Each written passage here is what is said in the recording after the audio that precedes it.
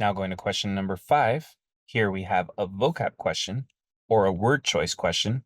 And for these, you want to invent your own word to fill the space before you look at the answer choices.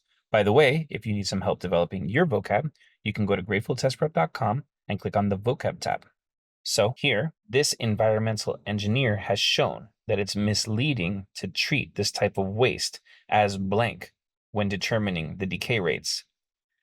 Grass in that waste decays at a rate more than 10 times that of other containers.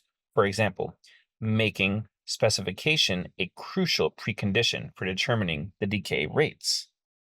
So what's happening here is that we're reading that it's wrong, misleading, to treat the waste as homogeneous.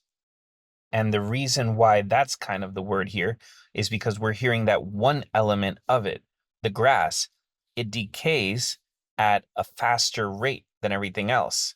Now the text goes on to say that this makes the compositional specification a crucial precondition.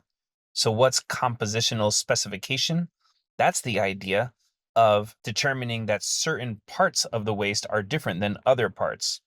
For example, the grass is one part of it that decays at its own rate.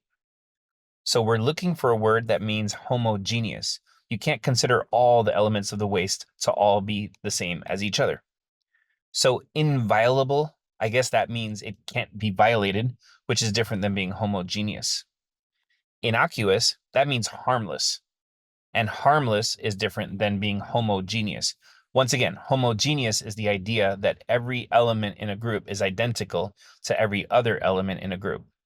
An example would be the idea that society is not homogeneous. Within our population, there are many different people with different ideas and different walks of life.